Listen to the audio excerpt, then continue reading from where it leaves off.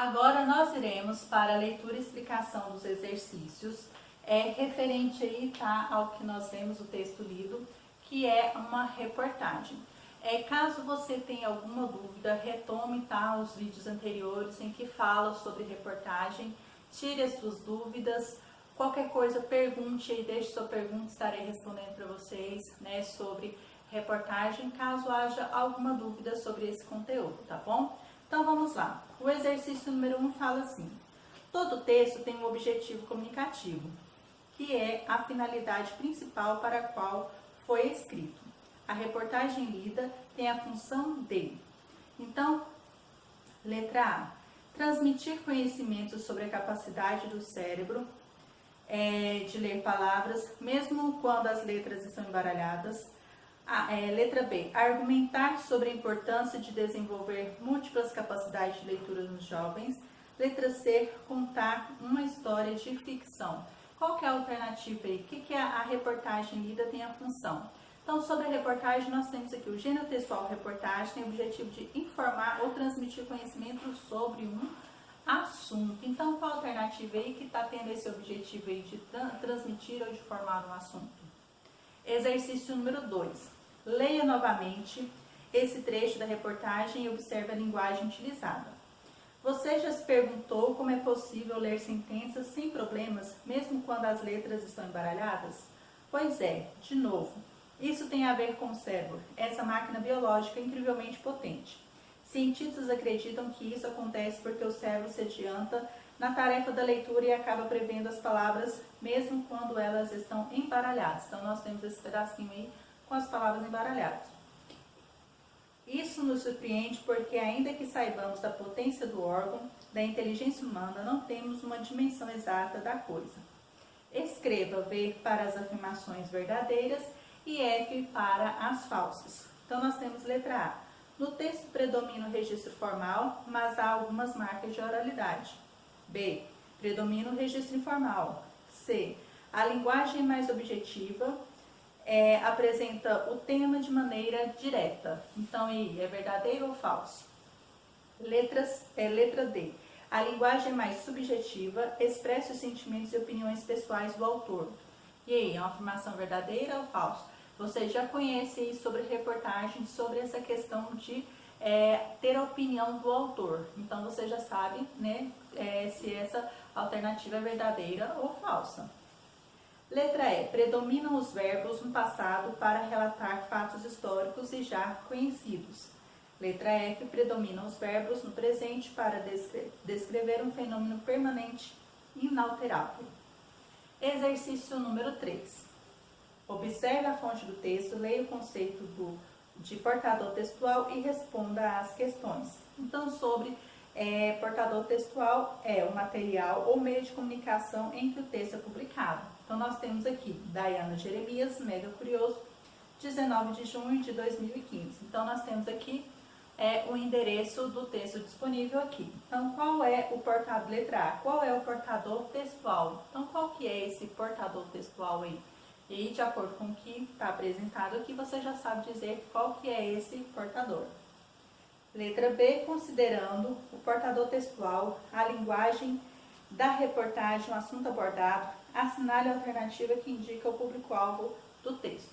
Sobre o público-alvo, nós temos aqui: público-alvo é o grupo específico de pessoas a quem o texto pretende alcançar. Então, ele quer alcançar o quê?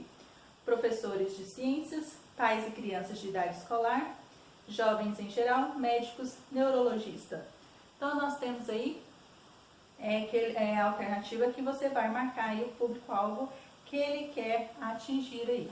Mas pode, né, atingir não somente essa alternativa que você vai marcar, mas ele pode estar atingindo outras pessoas que têm interesse, né, nesse estudo aí que está sendo apresentado pela repórter. Vamos lá, agora o exercício número 4. Algumas informações da reportagem demonstram que a autora estudou o assunto abordado. Releia a seguir alguns trechos e responda às questões. Da mesma forma, acontece com as palavras escritas, mesmo que as letras estejam fora de ordem. Conseguimos entender o recado. Não apenas nosso cérebro decifra a palavra embaralhada, como consegue premeditar a palavra que vem na sequência. O psicólogo Dr. Lance Moultrie, pesquisador do Instituto de Neurociência e Psicologia da Universidade de Glasgow, na Escócia, explica que o cérebro humano constantemente antecipa o que vai sentir, ouvir e ler. Ainda assim, mesmo conseguindo ler uma sentença inteira com as letras fora de ordem, possivelmente você não leu cada palavra corretamente. Acreditou que leu. No entanto, porque seu cérebro conseguiu preencher a informação e prever as palavras que apareciam em sequência. Letra A. Como podemos identificar que a autora da reportagem pesquisou o assunto?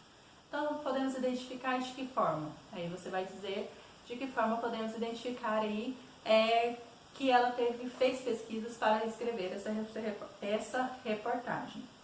Letra B. Em sua opinião, é importante estudar o tema da reportagem antes de elaborá-la? Explique sua resposta. E aí?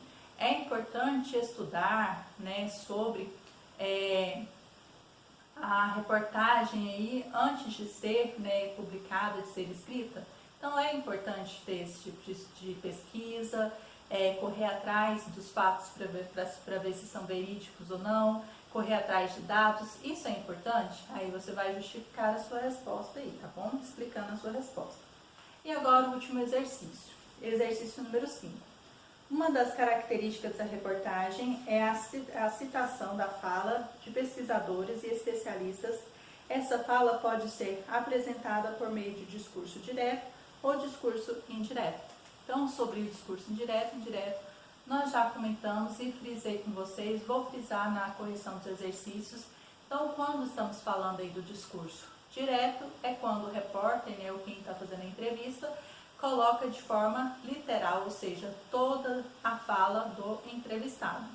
E de forma indireta é quando o repórter ou quem está fazendo aí a entrevista pega a fala do entrevistado e coloca, né, de outras palavras aí, vamos dizer, né, de uma linguagem mais padrão aí.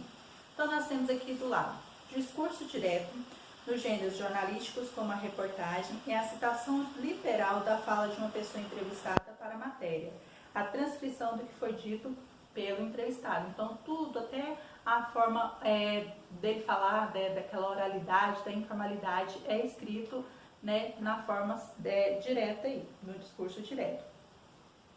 Discurso indireto é a apresentação da fala do entrevistado por meio do próprio repórter. Ele conta o que o entrevistado relatou. Então, ele vai falar o que o entrevistado falou, né? Então, segundo fulano de tal, de acordo com fulano de tal. Então, vai ser mais ou menos dessa forma, né, que ele vai colocar aí a fala de forma indireta. Letra A. Sublinhe no trecho a fala de um especialista entrevistado.